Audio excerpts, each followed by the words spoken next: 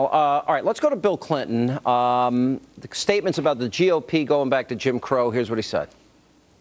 I can't help thinking, since we just celebrated the 4th of July and we're supposed to be a country dedicated to liberty, that one of the most pervasive political movements going on outside Washington today is the disciplined, passionate, determined effort of Republican governors and legislators to keep most of you from voting next time. There has never been in my lifetime, since we got rid of the poll tax and all the other Jim Crow burdens on voting, the determined effort to limit the franchise that we see today. Same guy that said about Barack Obama, they played the race card on me, and they planned it from the very beginning. So in just a week, Republicans have been called terrorists, suicide bombers, and now that they want to go back to Jim Crow.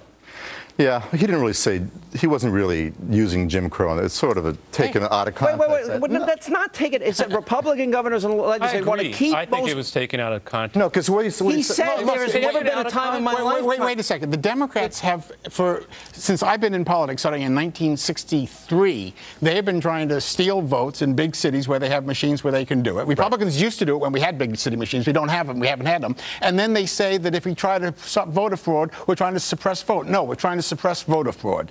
And they play this hand every single time, but you can't and they're wrong every single time. By shutting down people's ability to register and vote. It makes it tougher. It's not registering to vote on the same day you vote is a formula for fraud. I think you're right, Tony. I think that's right, that it's that you're asking for voter fraud, and it's not necessary. I mean, there's ways to, I mean, we should let people register. There's ways to check their ID, other things. I mean, you don't have, it doesn't have to be fraudulent. It also doesn't have to be on the day.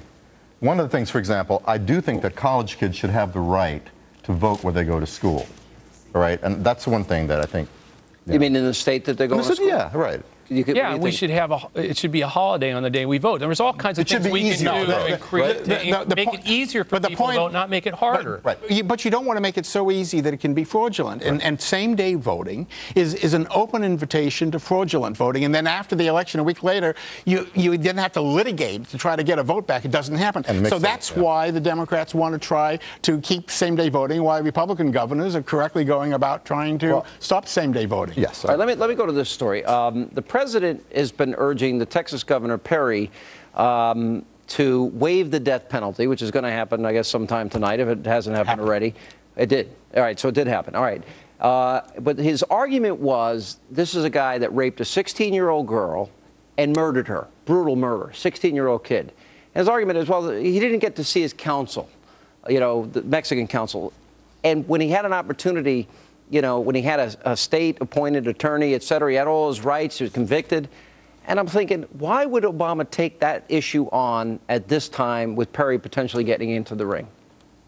Well, I think obviously two things. One, I think he wanted to take a shot at Perry, but also apparently he sincerely believed that this man had had his rights denied, which he had not had, and the Supreme Court said he had not had, and he's now been properly executed.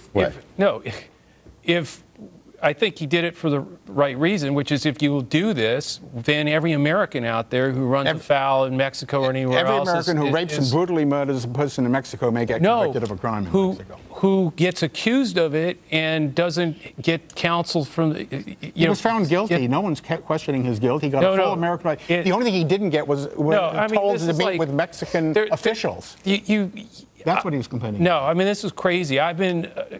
We do things in this country like, for instance, when we do the machines that you walk in and they get to frisk you, that whole thing.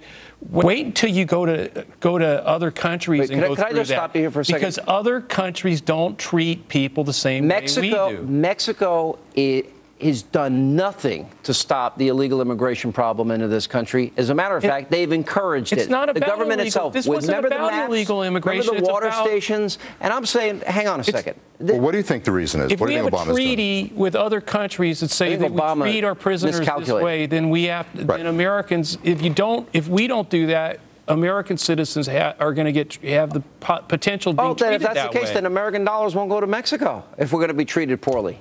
You know what? We prop up their economy. The reason their economy doesn't change is we because give more justice to defendants here than I think virtually any country in the world. And a little too much, I think, sometimes, right?